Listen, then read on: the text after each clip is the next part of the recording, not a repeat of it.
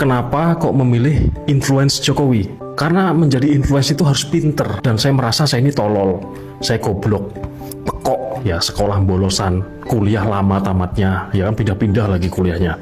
Jadi karena saya merasa tolol, saya makanya dukung Pak Jokowi. Jadi lebih banyak kreator pemula yang tolol-tolol ini dukung Pak Jokowi. Bener teman-teman, bener. Ini nggak bohong teman-teman. Karena ketika ketololan ini ada pada diri saya tentu akan berbicara yang mana itu akan mengangkat Pak Jokowi. Jadi orang-orang tolol akan gampang mengangkat prestasi Pak Jokowi karena mudah ditemukan prestasinya.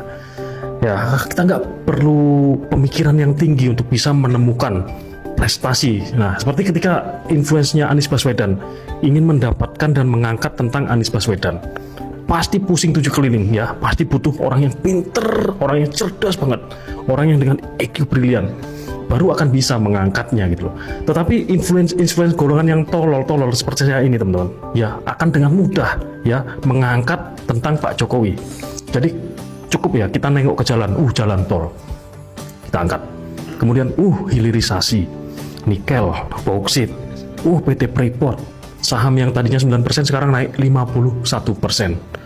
Papua terjadi pergerakan karena dibangun sekolah-sekolah di situ, infrastruktur.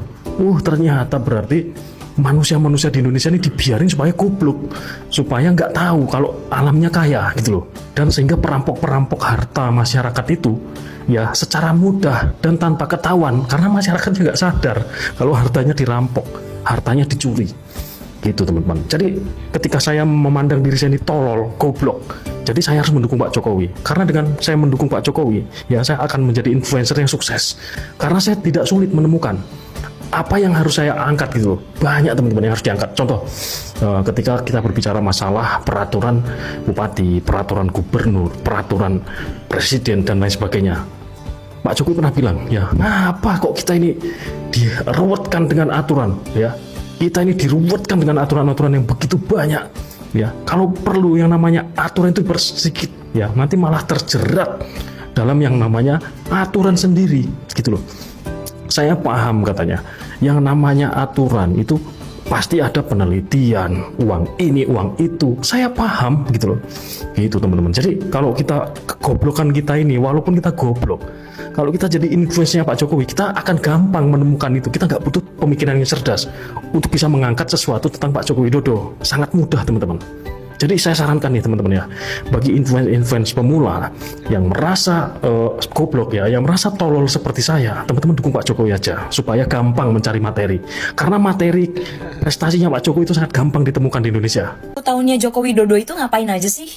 Ini udah hari kesekiannya Bapak Prabowo Subianto dilantik menjadi Presiden RI gitu ya, dan kalian para SDM yang masih aja mempertanyakan 10 tahunnya Bapak Jokowi itu ngapain. Iya, gue kasih tahu 10 tahunnya Bapak Joko Widodo itu ngapain aja berdasarkan data. Nih, gue bacain saking banyaknya. Jalan desa, jembatan desa, jalan tol baru, jalan nasional, jalan irigasi. Ini bagian infrastruktur. Angka kemiskinan itu juga diturunin loh sama Bapak Jokowi. Angka stunting juga turun jauh loh. Data-data yang gue sebutkan dan gue sematkan tadi, itu adalah beberapa contoh data ya, yang baru gue cari di Google. Sisanya gue belum sempet cari. Nah, sisanya giliran kalian dong yang cari. Kinerja Bapak Jokowi, ya kita harus akui, ya. Lalu kita bandingkan, ya jangan dulu kita bandingkan. Ini kita coba ingat kembali apa saja yang dilakukan Bapak Jokowi di periode pertama. Masyarakat kecil sangat banyak yang mengagumi Bapak Jokowi. Itu yang paling pertama. Masyarakat pinggiran, ya, pederahan-pederahan yang tidak dulu dipandang oleh negara, yang dipandang hanya sebelah mata, ya, yang hanya dimanfaatkan kekayaan alamnya saja yang diambil, masyarakatnya tidak dipedulikan. Bapak Jokowi memperhatikan semua secara merata, yaitu penduduk masyarakat yang terpinggir, yang terpencil, yang sangat tidak diperhitungkan dulunya. Itu gebrakan dan perubahan yang sangat luar biasa ya yang dilakukan oleh Bapak Jokowi. Lalu masih banyak kayak infrastruktur itu juga banyak langsung terlihat nyata ya. Baru bantuan sosial segala macam Masih banyak yang mungkin kita baru ada lagi pembubaran ormas radikal dan rasis. Ya. Itu sangat berdampak baik buat bangsa dan negara dan buat kaum minoritas saat itu.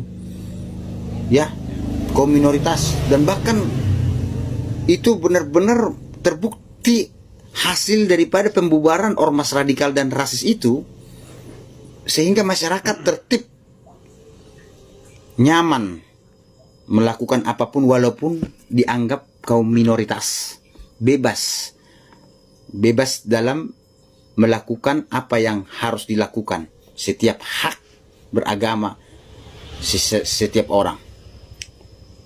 Lalu kita lihatlah, kita bandingkan coba nih Bapak Jokowi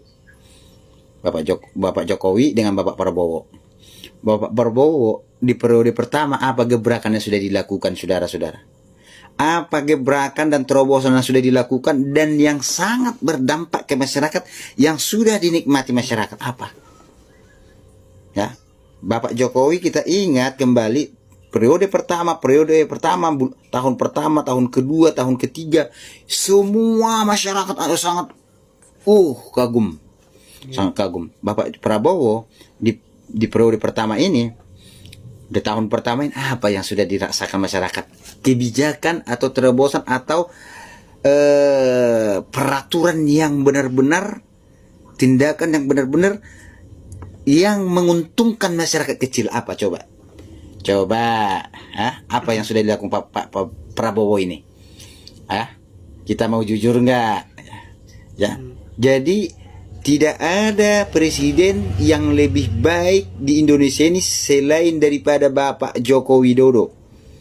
Tidak ada. Kalau saya berkesimpulan, hanya Bapak Joko Widodo presiden yang lebih baik, yang lebih mulia, yang lebih jujur, yang lebih transparan, yang lebih tegas, yang lebih berani, yang berintegritas. Ya.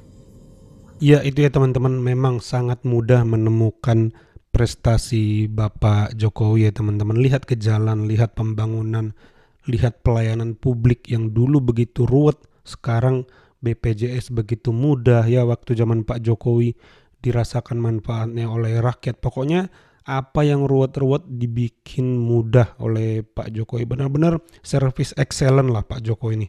Orang yang mengerti apa itu melayani, orang yang mengerti apa itu pelayanan gitu teman-teman. Dan jujur saya sangat kagum juga tadi bagaimana netizen mengatakan ya sangat mudah lah kalau menemukan prestasi Pak Jokowi, nggak mesti pinter-pinter gitu teman-teman ya.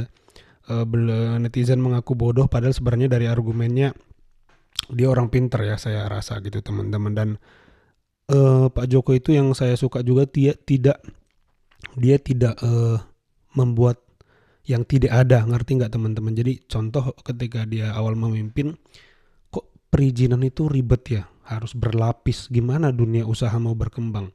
Dia bikin, saya lupa istilahnya, tapi yang jelas perizinan satu pintu dan beresnya itu cepat. Seperti ya dia di Solo, di mana KTP itu harus bisa selesai 1 jam.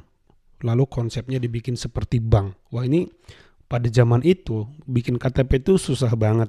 Tapi Pak Jokowi yang mengawali, merevolusi pelayanan publik. Jadi teman-teman, saya sangat sepakat. Sampai sekarang belum nemu nih presiden yang lebih baik dari Pak Jokowi. Kalau menurut teman-teman bagaimana, coba tambahkan di kolom komentar. Itu saja video kali ini. Terima kasih yang sudah menyimak sampai selesai. Sampai jumpa di video saya selanjutnya.